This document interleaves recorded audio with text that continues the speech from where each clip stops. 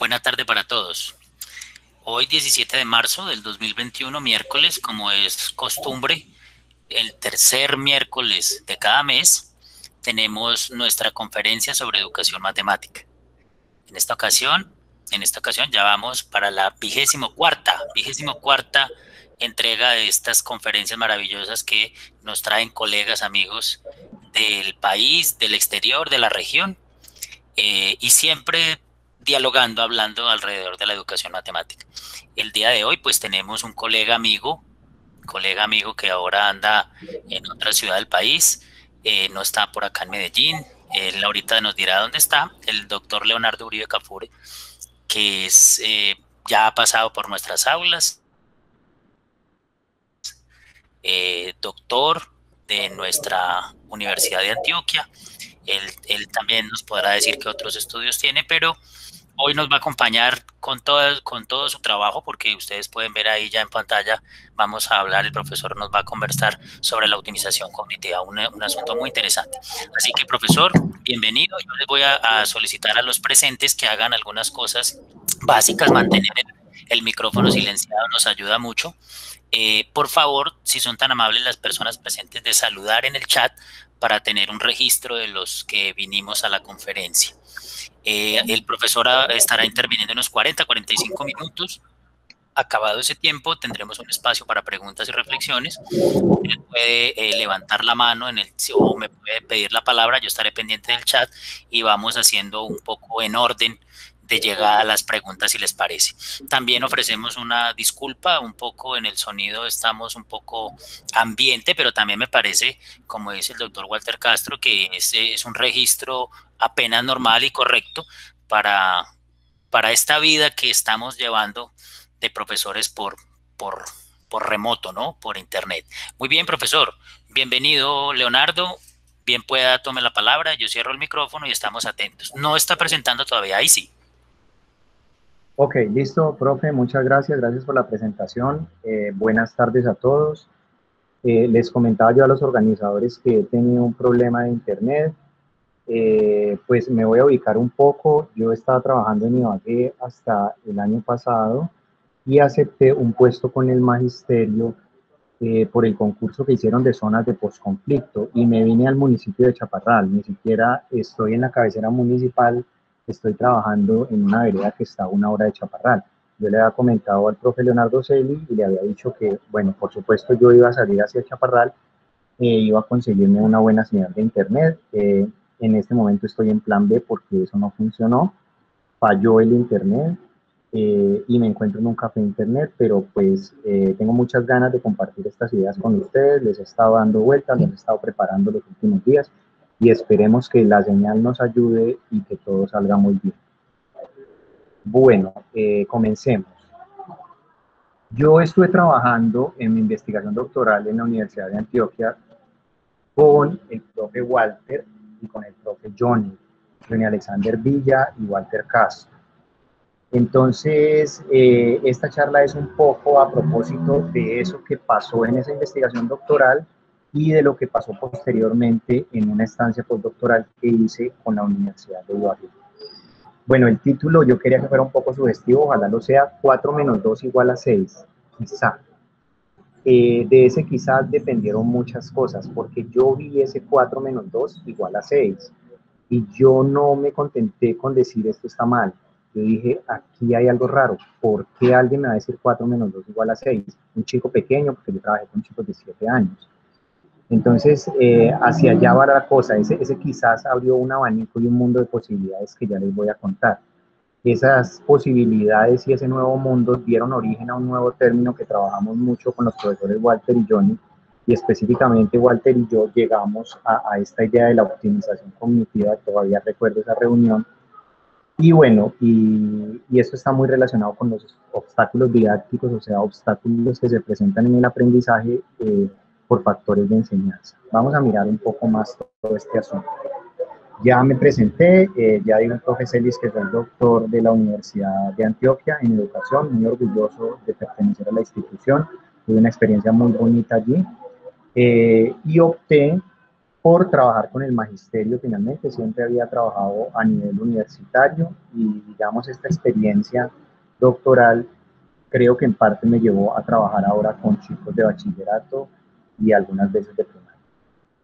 Bueno, en esta investigación doctoral que hicimos se trató de un estudio de caso y estábamos trabajando con estudiantes de segundo y tercero de primaria. Estamos hablando de 7, 8 años, chicos de 7, 8 años aproximadamente. ¿Cuál era el tema de investigación? La relación que existe entre habilidades espaciales y aritméticas en niños de primaria, en niños específicamente de 7 años. Y es una investigación muy bonita. Yo entré a la universidad en el 2014 y había leído un artículo de 2013 de unas investigadoras norteamericanas, Chen y Mix, que decían que había unas relaciones, pues, no estaban explicadas, pero se daban, digamos, a nivel investigativo, y era que los niños que manejaban bien ciertas relaciones espaciales se les facilitaban los cálculos aritméticos. Bastante extraña la relación, yo me metí allí con esas ganas que tienen de investigar cosas nuevas. De pronto en un momento determinado del doctorado me sentí agobiado por eso, pero afortunadamente todo salió bien.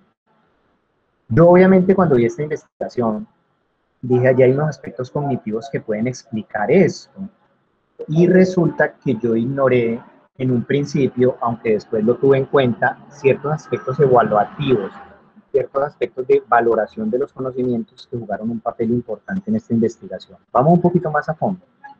Resulta que estas investigadoras que les comento descubrieron que cuando a los chicos se les ponían ciertos ejercicios de rotación espacial y digamos se les dejaban tareas y se les incentivaba a hacer este tipo de cosas de rotación espacial, ellos mejoraban en su aritmética simple, en sus sumas, en sus restas. Entonces, pues es bastante enigmática la relación y ellas la reportan como una relación estadística y dan algunas sugerencias. Nosotros quisimos entrar a aportar en lo conceptual a esta relación. Entonces, nosotros hicimos un estudio, una metodología que usa grupos experimentales y de control. ¿Y qué hace la metodología? Tiene un grupo de base, digamos, a la izquierda, y a ese grupo de base le hace una valoración o una evaluación de sus capacidades aritméticas. Después divide el grupo en dos, de una manera bastante equilibrada, tienen que hacerlo, y a uno de estos grupos, el que es experimental, digamos, trabaja con ellos en ejercicios de rotación mental. Con el otro grupo, pues, trabaja con otro tipo de ejercicios, digamos, hacer un sudoku, resolver un crucigrama, etcétera. Y después de que pasa esa fase experimental, vuelve y hace una evaluación aritmética de estos chicos y compara los que estaban en el grupo experimental con los del grupo de control, y trata de determinar si ese tratamiento diferenciado que hubo en la etapa experimental puede reportar algún cambio significativo en las capacidades aritméticas de estos chicos. Entonces, nosotros hicimos esto, pero además nosotros no usamos solo una metodología cuantitativa. Nosotros al final hicimos entrevistas a los chicos. Yo estuve incluso, antes de hacer este proceso, estuve un mes o mes y medio siguiendo clases con la profesora, mirando los cuadernos de los chicos, todo. Es decir, una cosa observacional cualitativa más esto cuantitativo. Entonces ya les voy a mostrar más o menos a qué iba la cosa.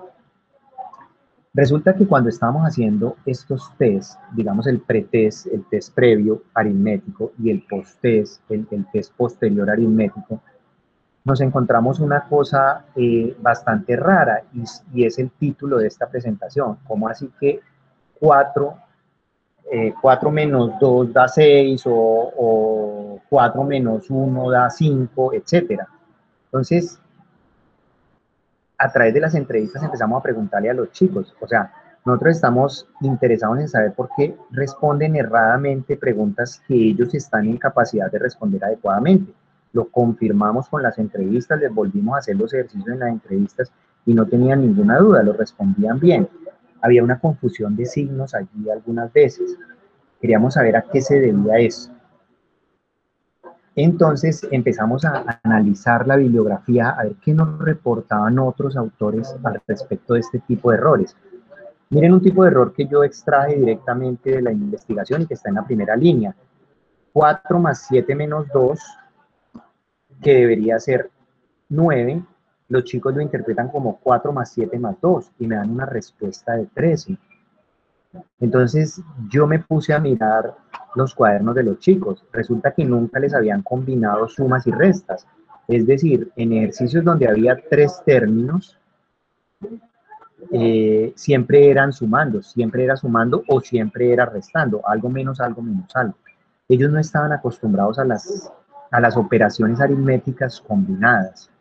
Entonces, quizás allí había una pista. Ellos nunca habían estado enfrentados a este tipo de problemas que son muy sencillos, para ellos también lo son, pero ellos estaban acostumbrados a unos formatos de presentación donde cuando había 3 términos o todos estaban sumando o todos estaban restando. Entonces, vimos, por ejemplo, que unos autores, por ejemplo, McNeil y Alibali, reportaron algo similar. Reportaron que, por ejemplo, a los chicos, si yo les pregunto, 3 más 5 igual a 6 más cuánto, ellos lo interpretan automáticamente como 3 más 5 más 6 igual a cuánto. ¿Por qué? Porque hay una tendencia y una costumbre en las aulas a que el igual siempre está en la última posición, más a la derecha de la ecuación, y es como una invitación a responder ese igual. En cambio, el igual en esta operación a la izquierda, 3 más 5 igual a 6 más algo, no está ahí y ellos no están acostumbrados a eso. Puede que lo entiendan conceptualmente si se los muestra uno, pero automáticamente cuando ven esa expresión la interpretan como más igual a tanto. Entonces, allí hay una influencia de los formatos canónicos, formatos que los profesores usan frecuentemente y los chicos se acostumbran a ellos. Otro ejemplo de formato canónico un poco diferente. Hay una autora cubana, López, que resalta que sucede que los chicos no identifican a veces un triángulo cuando éste no reposa horizontalmente, es decir, cuando tiene uno de sus lados como base reposando horizontalmente. ¿Por qué los chicos no lo identifican como triángulo o se demoran para identificarlo como triángulo? Pues por la sencilla razón de que siempre les hemos mostrado los triángulos descansando en su base y cometemos ese error. Yo, por ejemplo, busqué en Google la figura triángulo y le puse imágenes y de las primeras 60 vi 58 en ese formato, en el formato de que tienen un lado, el de la base horizontal. Entonces, hay como unas tendencias educativas o unas tendencias de ejemplificar conceptos que realmente como que pecan en el sentido de que se cogen una característica no esencial del concepto y la repiten y la repiten y la repiten. ¿Y qué pasa con los chicos? Que adquieren esa característica no esencial como si fuera esencial. Entonces, allí vino el concepto de optimización cognitiva, hablando de esa caracterización de los conceptos, de esa ejemplificación de los conceptos y cómo uno a veces llega a confundir lo que es conceptual, lo que es esencia, con lo que es contextual, con lo que es, no es esencia, sino, digamos, parte del contexto de las explicaciones. Entonces, para ponerlo un poco en términos semióticos, y ya vamos a entrar un poco a la semiótica, nosotros definimos la optimización cognitiva como una estrategia mediante la cual una persona interpreta un símbolo en un contexto dado, utilizando al mismo tiempo la información esencial, que dijimos que es la información conceptual, e información no esencial, que es la información contextual. Entonces, a la hora de interpretar ese símbolo, usamos los dos tipos de información y a veces nos equivocamos. Ya les voy a mostrar algo al respecto. Por ejemplo, miren a la izquierda los símbolos de pare y siga, todo el mundo los conoce. ¿Dónde está la información esencial de esos símbolos? En la palabra, en la orden, en la instrucción, pare o en siga. Ahí está la información esencial. Pero ¿qué pasa? Para facilidad de los conductores, esa información esencial se refuerza con un color que se vuelve inherente a esa instrucción, a esa señal, a ese signo, a ese símbolo. Entonces el pare, el color rojo es algo inherente al pare y el color verde es algo inherente al siga. Entonces, ¿qué pasaría si nos encontramos con la imagen de la derecha y vemos un pare en verde? Pues muy probablemente si vamos caminando lo leemos y decimos, bueno, esto está un poco loco, pero yo sé que ahí dice pare, yo sé que eso es una señal de pare. Pero ¿qué pasa con un tipo que va afanado para la oficina porque tiene reunión a las 7 de la mañana, le cogió la tarde y ve una señal de pare verde, posiblemente la mirará de reojo y pensará que es un SIGA y puede haber una catástrofe al respecto. ¿Por qué? Él usó la información contextual, el verde, como si fuera parte del símbolo, porque así se hizo y así es la tradición con las señales de pare y siga. Entonces, pensemos en los chicos, cuando nosotros les planteamos algo como 3 más 5 igual a 6 más algo, es como si les pusiéramos un pare verde, porque les estamos mezclando dos cosas. Primero les estamos diciendo que hagan una operación, pero esa operación tiene una trampita en el sentido de que nunca se las hemos planteado así. Siempre hemos estado planteando 3 más 5 más 6 igual a cuánto, y ellos se acostumbraron a eso. Y esa información que no es esencial, de hecho la han asimilado como información esencial. De tal manera que cuando ven rápidamente, y ellos también van rápido, porque ustedes saben que nosotros los sometemos a exámenes temporizados y les decimos, bueno, respondan pues, que ya se les va a acabar el tiempo. Entonces ellos están como el tipo que está corriendo a la oficina y ve ese pare verde. Entonces ellos leen de una vez 3 más 5 más 6. Ahí está el error y ahí está la optimización cognitiva.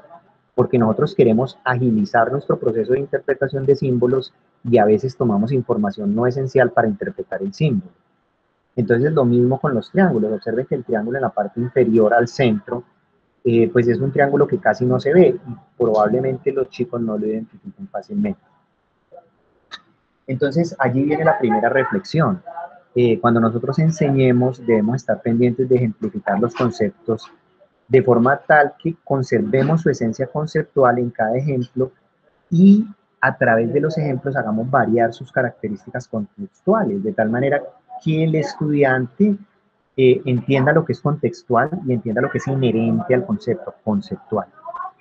Entonces, estos errores de los estudiantes, y lo pongo en comillas, es probable que provengan de deficiencias en nuestros métodos de enseñanza. Y eso es lo que en la literatura Brousseau nombró obstáculos didácticos. Y entonces allí el título de la presentación, optimización cognitiva y obstáculos didácticos. Ahí estamos otra vez en el título de la presentación. Y sigamos un poco. Por supuesto, nosotros en el trabajo doctoral teníamos que soportar teóricamente lo que estábamos diciendo. Entonces entramos al campo de la semiótica. Y voy a mostrarles que es súper importante estudiar los símbolos en los procesos educativos y nos ayudan en muchísimos aspectos. Ya vamos a ver. Bueno, de manera muy simple, y creo que nos podemos restringir a cosas muy simples acá y sin embargo profundas. La semiótica es el estudio de los signos. Entonces, si yo tengo esta vaca a la derecha, yo le digo vaca porque yo hablo en español y el español tiene unos códigos, imaginémonos el diccionario. Y todos sabemos socialmente que eso que hay allá es una vaca. Entonces le pusimos vaca. Los franceses le pondrán vaca, los gringos le pondrán de otra manera, los árabes le pondrán de otra manera. Pero siempre hay detrás de esa relación entre el objeto y el símbolo, hay un código y es un acuerdo social. Se parece un poco a un diccionario, pero no tanto. ¿Por qué? Miren ustedes, por ejemplo, esa figura que está a la derecha en negro. Mucha gente diría que eso es un triángulo. Una persona que tenga formación matemática dice, eso no es un triángulo, porque allí no hay ni siquiera ángulos. ¿Sí? Entonces, hay muchas ambigüedades en los códigos. Hay muchas ambigüedades. Ustedes saben que si yo les hablo de un árbol, les tengo que dar un contexto, no es simplemente un diccionario, porque yo les estoy hablando de un árbol y estamos hablando de archivos, pues ustedes ya saben que se trata de un árbol de archivos. Si estamos hablando de asuntos ecológicos y de reforestación, estamos hablando de otro árbol diferente. ¿Listo? Para decirles que uno puede asimilar los códigos con diccionarios, pero tiene que cuidarse porque esto es mucho más vivo, mucho más dinámico, mucho más difuso, digámoslo así. Bueno, entonces, teniendo, digamos, este primer concepto semiótico muy básico, podemos decir que la optimización cognitiva es un fenómeno semiótico que se da en procesos de decodificación de símbolos. Cuando yo voy a interpretar esa vaca y digo vaca, en ese proceso de decodificación de símbolos, a veces se pueden generar errores de interpretación denunciados por parte de los estudiantes. Estos errores están relacionados con la multiplicidad de interpretaciones que pueden surgir al leer un símbolo o conjunto de símbolos y con contradicciones potenciales entre distintas interpretaciones. Miremoslo un poquito, voy a retroceder. Miremoslo un poquito acá. Miremoslo un poquito en 3 más 5 igual a 6 más algo. Ahí no solo están los símbolos matemáticos, ahí no solo está el símbolo de igualdad, sino que hay un formato mayor, que es un símbolo, y que me invita a leerlo de cierta manera. Los muchachos ven los símbolos matemáticos, ellos no los ignoran, pero ellos también ven en cierto sentido otra codificación, la codificación estándar que les han puesto, o sea, la de la derecha. Entonces, ven una expresión matemática y la codifican con 2 interpretaciones diferentes, y esas 2 interpretaciones entran en contradicción, porque ellos piensan que el igual va a estar al final y que lo que les van a preguntar es la suma de todos los términos que hay allí. Entonces, ahí está el asunto de que ellos hacen, de que puede haber multiplicidad de interpretaciones y entonces la lectura del símbolo, pues, llega a ser contradictoria en ocasiones. Entonces, la optimización cognitiva, como nosotros la definimos, ya lo habíamos visto, es la estrategia mediante la cual una persona interpreta un símbolo en un contexto dado utilizando información esencial, la conceptual, y la información no esencial, la contextual. Entonces recordemos el símbolo de pare, cuya información esencial es la orden de pare y cuya información no esencial es un rojo, un color rojo de fondo. Entonces allí, si yo la interpreto con el código de colores y con el código de órdenes escritas, a veces, si la señal es ambigua, puedo tener errores de interpretación.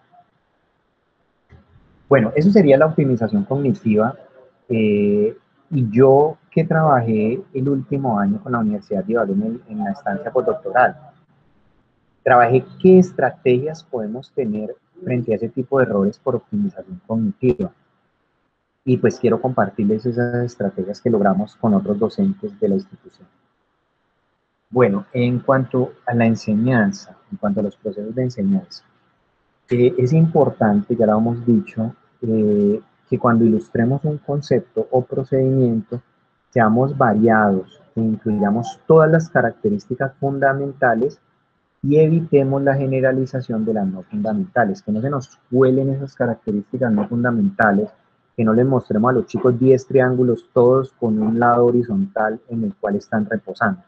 Entonces, tratemos de evitar eso, no es fácil, uno lo hace de manera un poco automática, uno los ha visto así, se los muestra a los muchachos así, pero recordemos que eso puede llevar a errores de aprendizaje. Bueno, en matemáticas la semiótica es un poco más complicada. Retomemos el ejemplo que les había puesto del objeto vaca, del símbolo vaca y del código que hace esta relación entre los dos. Miremos un poco la codificación en matemáticas porque es un poco más compleja. Por ejemplo, la palabra función. Entonces, la palabra función, ¿qué representa? Yo no puedo poner allí un animal, ni puedo poner allí un objeto. Yo pongo ciertas representaciones de ese concepto función. Entonces, estamos haciendo una relación semiótica mucho más delicada. Entonces, esa función, ¿cómo la puedo expresar yo? Mediante diagramas, como le expresamos a los niños de preescolar, sistemas de coordenadas, ya trabajamos en bachillerato, o tablas de valores, o conjuntos de pares ordenados, trabajamos en la universidad, o ecuaciones, que también trabajamos bastante en la universidad. Entonces, fíjense que son varios tipos de representación del mismo concepto función. ¿Qué pasa en algunas ocasiones cuando esto existe, que existe pues típicamente en matemáticas?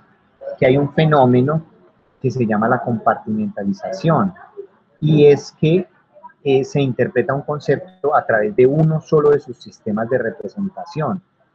Y allí también hay un error de optimización cognitiva. La persona toma uno solo de los sistemas de representación. Aquí, por ejemplo, se acostumbró a que todo lo expresa en forma de pares ordenados y todo lo entiende en forma de pares ordenados las funciones. Entonces no fluye libremente entre los diferentes sistemas de representación, se compartimentaliza. Y hace una especie de optimización cognitiva fijando todo su concepto de función en una forma de expresar la función. Eso, hay varios estudios que muestran que eso trae, digamos, deficiencias cognitivas, deficiencias de procesamiento de conceptos por parte de los estudiantes. Es otra forma de optimización cognitiva donde no es que aparezcan dos códigos contradictorios, sino que hay como varios códigos y se ignoran unos. Se trata de optimizar ignorando algún código y allí se incurren errores por parte de los estudiantes. Es otro tipo de optimización cognitiva que hemos venido trabajando en el último año. ¿Qué estrategias evaluativas? Bueno, es como estamos hablando de estrategias educativas acá, pues, ¿qué tiene uno que hacer? Pues uno tiene que mostrarle a los estudiantes el concepto de función en toda su amplitud, en todas sus variedades, en todos sus sistemas de representación y de hecho enseñarles a cambiar entre un sistema de representación y otro, hacer las equivalencias, las diferencias, etcétera. Eso permite, digamos, en el aspecto educativo, una mayor comprensión y conceptualización por parte de los estudiantes. Bueno, estrategias evaluativas. Esta parte me parece muy interesante de la semiótica y bueno, espero que les guste. Primero, en las estrategias evaluativas siempre es importante hacer retroalimentación, es decir, el docente tiene que mirar por qué los estudiantes están respondiendo de la manera que no es aparentemente adecuada. ¿Por qué, por ejemplo, están haciendo unas sumas mal hechas o las están interpretando como restas? O restas como sumas. Entonces, yo me tomé digamos, la molestia de mirar eso y de allí surgió un mundo completo. Yo creo que nosotros tenemos que tomarnos la molestia de mirar por qué nuestros estudiantes fallan. Porque como les digo, esas fallas son rastreables y pueden llegar a develarnos algunas fallas en nuestro mismo proceso educativo. Entonces hay que estar muy pendientes a las evaluaciones y hacer retroalimentación. Y hay otro concepto muy importante semiótico respecto a la evaluación, y es que debemos diferenciar conceptos y sus formas de representación. Es aconsejable usar formas de representación diversas, adecuadas a la situación de evaluación. Ya sabemos que el concepto de función tiene varios sistemas, varias formas de representación. Pero, por ejemplo, yo puedo tener un concepto como la altura. Yo la altura la puedo expresar de una forma visual, yo la altura la puedo expresar de una forma quizás auditiva para un estudiante que sea invidente. Yo la puedo expresar con mi cuerpo, yo la puedo expresar de muchas maneras. Y una cosa es el concepto de altura y otra cosa es cómo lo expresemos. Les voy a poner un ejemplo que a mí me gusta mucho al respecto. Yo les preguntaba a mis estudiantes de la Universidad de Antioquia, cuando yo estaba de docente allá, que ellos a qué edad creían que una persona podía sumar. Entonces, claro, a uno le responden 3 años, cuando son muy despierticos los chinos, les gustan las matemáticas, de pronto 2 años, 4, 5, 6 y de ahí en adelante. Pero resulta que algunos autores han trabajado y han mostrado que bebés de 6 meses de edad entienden el concepto de adición. Entonces, ¿cómo hago yo para saber eso? Pues si yo a un bebé de 6 meses de edad le pongo un 1 más 1 en una hoja y se la paso, muy probablemente el chico la volverá añico, se la empezará a comer, la babeará, la tirará, etc. Es decir, estoy usando una forma equivocada de evaluación, o sea, estoy usando un medio equivocado de evaluación. Estos autores que usaron, allí estos 8 cuadritos son como un escenario de teatro para los niños. Entonces, en el primer cuadrito, arriba a la izquierda, le ponen un osito al bebé y él lo está mirando. Después le suben el telón en la segunda y tercera imágenes y después introducen una mano con un osito de tal manera que el chico la vea y sacan la mano vacía. O sea que allí debería haber 2 ositos. Cuando destapan, en la quinta pantalla, cuando destapan y se muestran 2 ositos, pues los bebés no hacen cara de extrañados ni nada parecido y les parece lo más de normal. Pero si en un caso dado ellos destapan el telón y hay un solo oso, resulta que los bebés se aterran y hacen unas caras como impresionantes y los investigadores se dan cuenta que esas caras se asocian a este tipo de inconsistencias en procesos de suma. Entonces, logran determinar que los bebés sí entienden qué es 1 más 1, qué es 2 más 1, qué es 2 menos 1, etcétera. Hacen bastantes secuencias simples con números pequeños, pero logran determinar que los bebés sí lo entienden. ¿Por qué lograron determinar eso? porque usaron un medio adecuado para la evaluación. Lograron determinar que ellos desde muy pequeños tienen el concepto de suma, y de hecho estos conceptos lo tienen algunos animales, algunas palomas y otros pájaros, pues se ha investigado y también tienen este concepto de que ellos saben sumar cantidades muy pequeñas.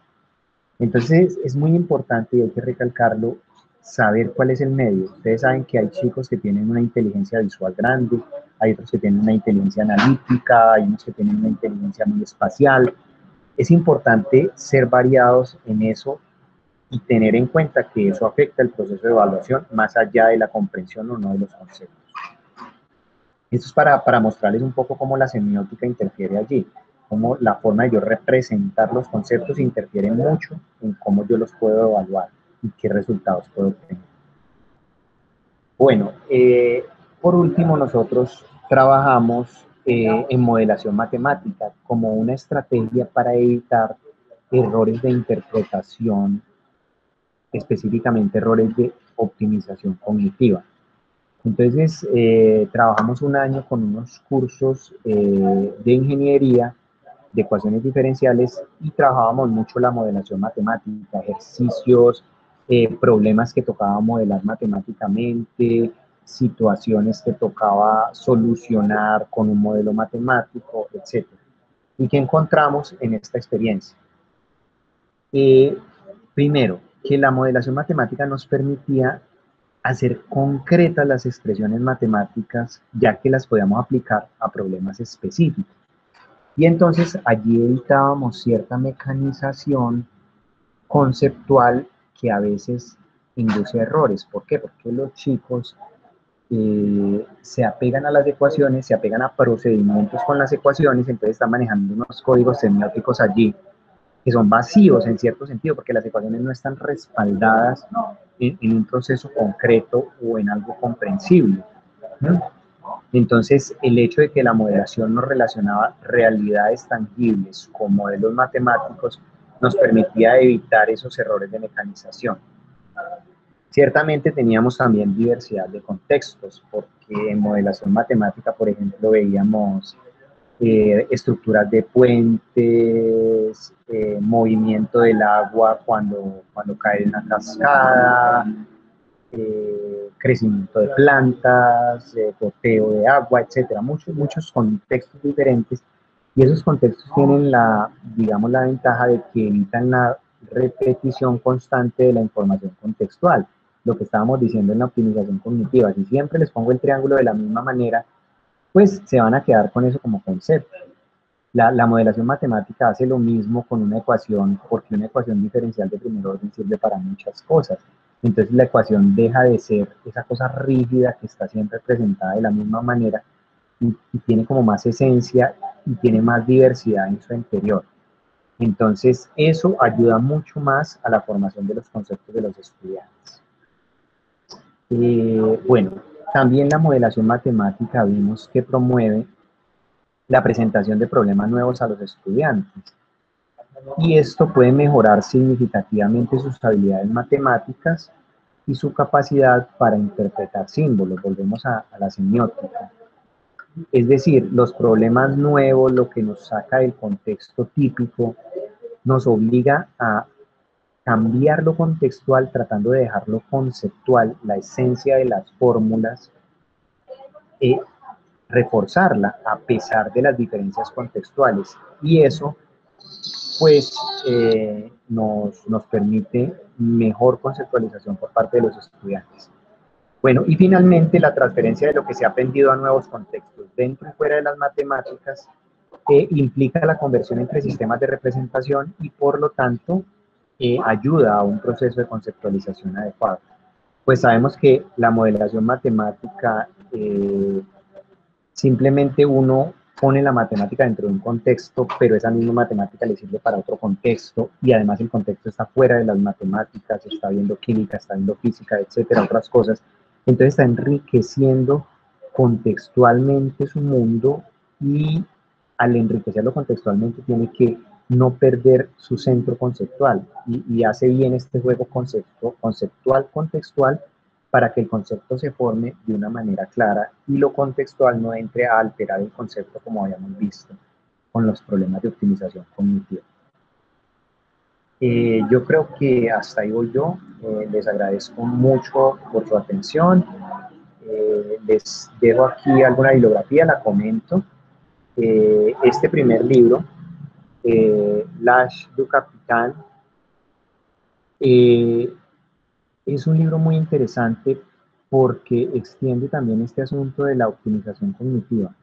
No es un libro, es un artículo, creo que es un artículo bastante corto, no sé si está en formato de libro, pero el autor hizo una experiencia con sus estudiantes de primaria y les dijo lo siguiente, les dijo, bueno, les tengo un ejercicio, y el ejercicio es que tenemos un barco que tiene, digamos, 35 metros de largo, 15 metros de ancho y de alto tiene 12 metros.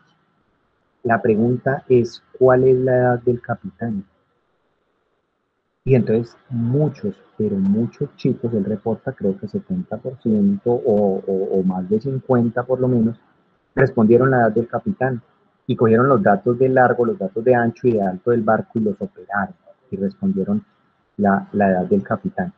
Allí hay problemas de optimización cognitiva porque los muchachos, existe un código y ese código es un código de comportamiento de los estudiantes respecto al docente. Y el comportamiento del estudiante respecto al docente es que cuando el docente le pregunte, es porque lo que él pregunta tiene respuesta y porque usted se tiene que poner a hacerlo. Y eso es típico en primaria y eso es típico de la visión de los niños. Y uno sabe que el maestro pregunta y ellos responden porque responden, ¿sí? Y además el maestro no pregunta bobadas. O sea, sí, cierto tipo de códigos que entran a afectar el razonamiento de los chicos. Donde los chicos lean eso bien tranquilamente, quizás donde se los pregunte a alguien u otro chico, que no, donde no se manejen esos códigos o esos currículos ocultos, pues los chicos de pronto responden de una manera más adecuada. Pero aquí están delante del profesor y operan. Entonces es chévere, es una extensión de la optimización cognitiva. Lo que he manejado de semiótica, que lo he manejado de manera muy simple, lo encontré en Humberto Eco, en Signo. Es un libro excelente de introducción a la semiótica, muy ameno y muy interesante y profundo al mismo tiempo. Allí les dejo en la tercera referencia lo que se investigó en la tesis y los resultados que se obtuvieron. Cómo la rotación mental influencia las habilidades aritméticas de los chicos. La cuarta es en español, les puse allí influencia de habilidades de rotación mental sobre habilidades de cálculo aritmético en niños de segundo grado de primaria. Ese es el título de la tesis y tecleando esto en Google, la primera y la segunda opciones son repositorios de los Andes y de la UDEA que tienen la tesis ahí y explican un poco más lo de la tesis, porque pues yo me fui específicamente a lo de la optimización cognitiva. Y bueno, esto es un poco más la bibliografía que estaba en los ejemplos de modelación. Entonces, listo. Aquí me detengo yo. Profe Iván, coméntenos cómo seguimos, cómo continuamos. Bueno, no, lo primero es agradecerle, profesor Leonardo, por el esfuerzo, por lo que nos anunciaba que está pues con la dificultad que ya discutimos. Pero creo que todo está muy bien, lo escuchamos muy bien y le agradezco infinitamente nos haya contado todo este proceso que lo llevó a ese concepto tan interesante. Aura Lucía está preguntando que cómo se llama el libro. ¿El libro cuál? Sí, correcto, no sé ella qué se referirá con ¿cuál libro será, Aura? Porque el profesor explicó que al final era como un artículo el que él estuvo conversando, al final no era que el último que dijo, dice la señorita. Déjeme, profe, a ver si le entiendo. Yo todavía estoy compartiendo pantalla, profe. No, señor. Ahí está la pantalla mía, ¿o no? Ya, ahora sí. Bueno, listo. Entonces, me parece que es esto. Es que con el profesor Walter y con Let's el profesor... play, baby, but... ¿Perdón? Es Bueno, que el profesor Walter escribimos, ya... escribimos, escribimos una, escribimos un artículo, pero está en inglés, o sea, es un resumen muy interesante de la tesis, pero está en inglés, entonces pongo ahí la referencia a un journal. Pero para quien quiera leerlo en español, pues la tesis de doctorado mía está tanto en un repositorio de la Universidad de los Andes como en el repositorio de tesis de la Universidad de Antioquia. Entonces simplemente les menciono el libro, Influencia de habilidades de rotación mental sobre habilidades de cálculo aritmético en niños de segundo grado de primaria. Digamos, tecleando esto en Google, son los primeros dos resultados los que aparecen donde está la tesis. También puede uno poner tesis, doctorado, Leonardo Uribe, quizás allí salga algo fácil. Pero la forma más fácil es poniendo este título, Influencia de habilidades de rotación mental sobre habilidades de cálculo aritmético en niños de segundo grado de primaria. Allí no está todo lo de optimización cognitiva porque, como les digo, yo extendí el estudio con otros profesores de la Universidad de Ibagué en una estancia postdoctoral en la que estuve allí. Pero bueno, allí está lo más importante. Estamos en deuda de sacar un artículo que ya está casi listo al respecto. Muy O bien. no sé si, o no sé si se refería a las de modelación, a estas últimas, pero entonces pues demos ahí un minuto para que las miren, que serían las de Duval, que trabaja mucho los sistemas de representación semiótica y es muy interesante, Duval. Y esta investigadora Doker, que creo que es australiana y es realmente fenomenal, trabaja todo lo que es aritmética en niños y es muy buena, muy variada, muy diversa, hace metaestudios y es muy interesante para los temas de aritmética en niños. Listo, profe. Muy bien, Creo que muy era bien. eso, ¿no? Pro- profesor, no retire las diapositivas, por favor. Yo, que para darle la palabra ya al profesor Walter, que tiene una preguntita. Usted puede, por favor, poner la diapositiva 3, es decir, cuando usted ya estaba avanzando. Yo quiero empezar para animar a los colegas y amigos y profesores a preguntar. Eh, ah, ¿Esa es cuál? La 3. La siguiente, profesor. La siguiente. Y el siguiente. Bueno, es que, no, es cuando usted nos dice, nos habla de la definición, dele por favor a las, eso es, antecitos, ahí. Yo me quedé pensando porque usted dice que la optimización cognitiva, pues en lo que nos estaba contando, es una estrategia mediante la cual una persona interpreta un símbolo, pero yo me quedé pensando en el asunto de estrategia.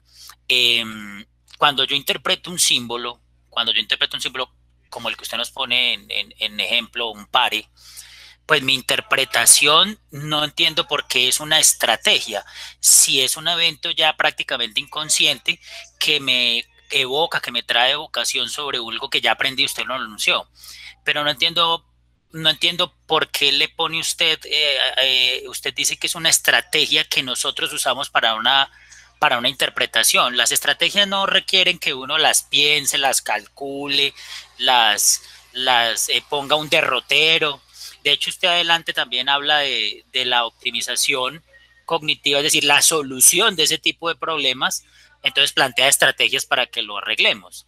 Pero insisto, me quedé un poco pensando en la razón de darle al nombre estrategia a un evento que uno particularmente todo el tiempo está hablando de lo semiótico, dándole respuesta a un símbolo, no necesariamente porque es una estrategia. Yo no hago semejante cálculo para equivocarme, además, porque usted lo mencionó, los niños se equivocan cuando no encuentran igual donde es.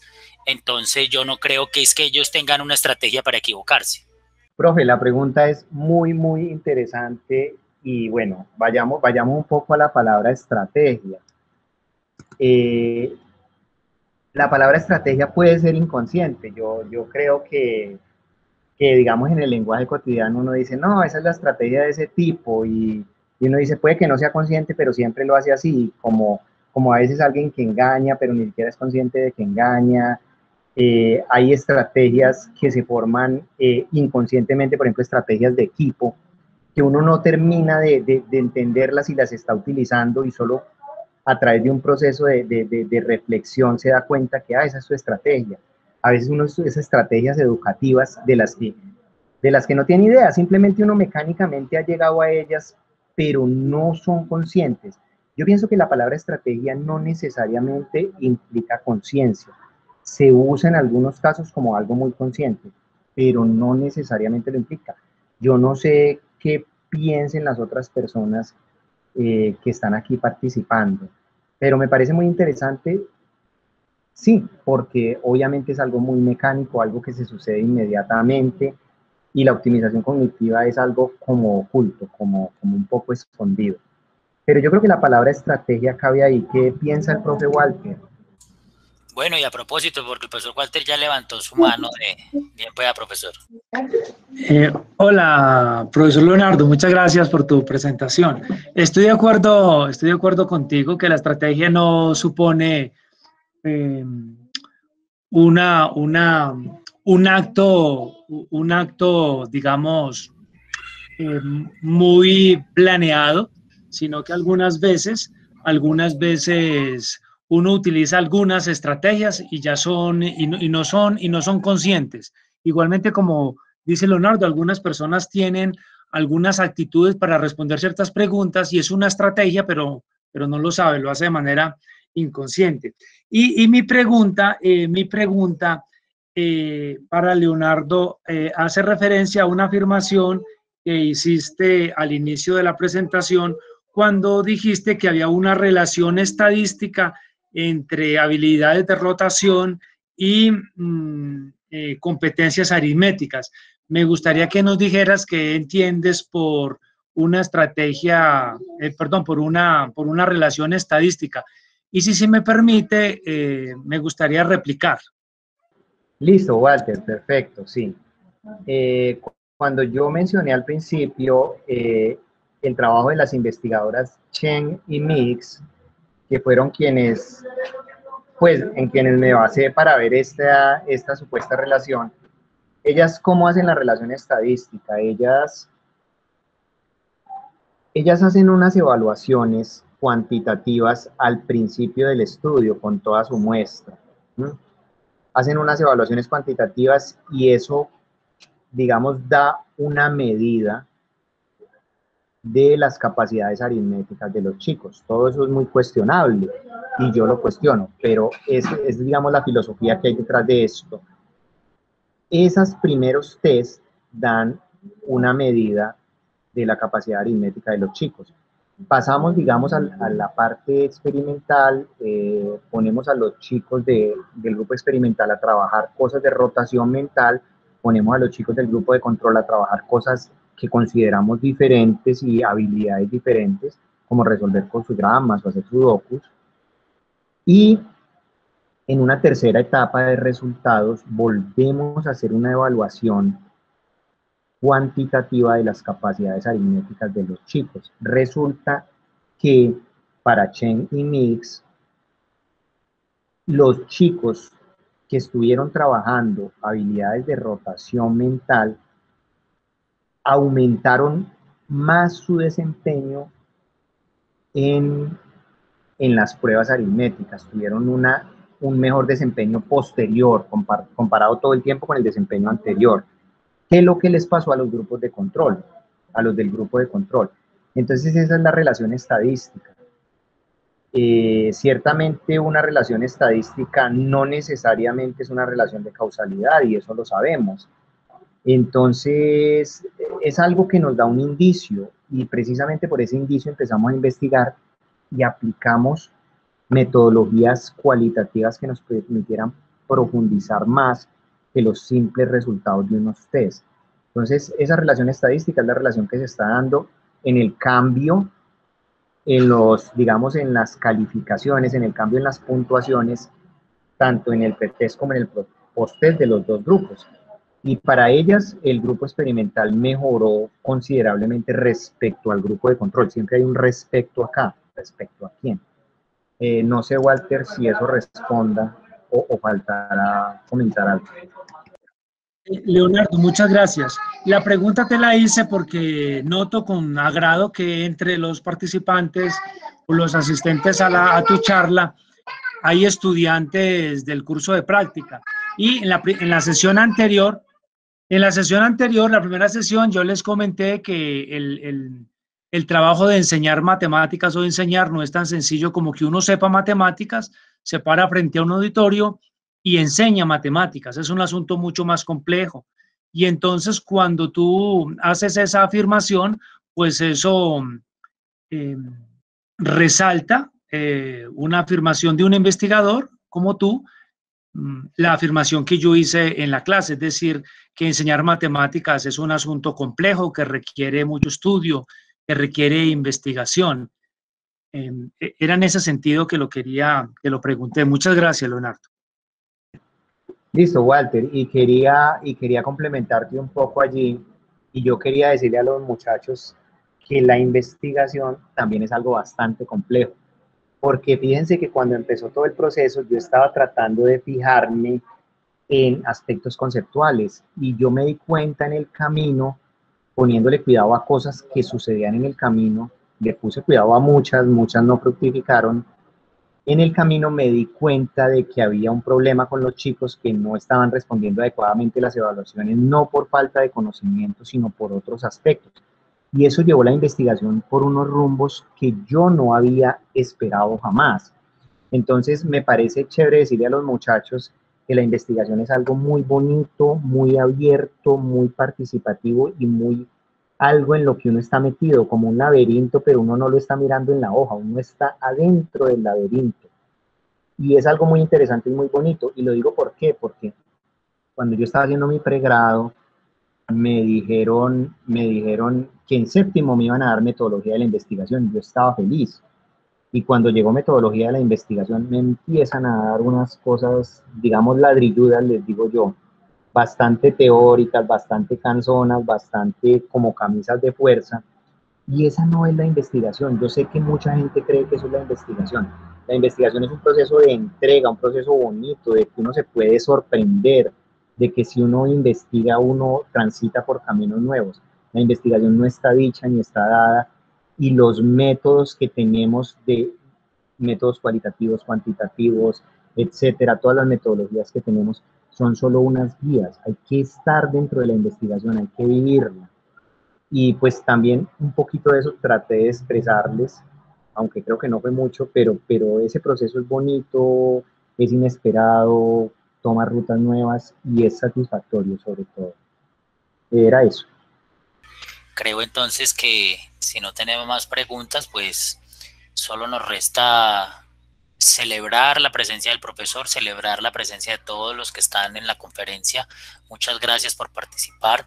Recuerden que el tercer miércoles de cada mes participamos en esta conferencia. Esta es la del mes de marzo, pues en abril tendremos otra.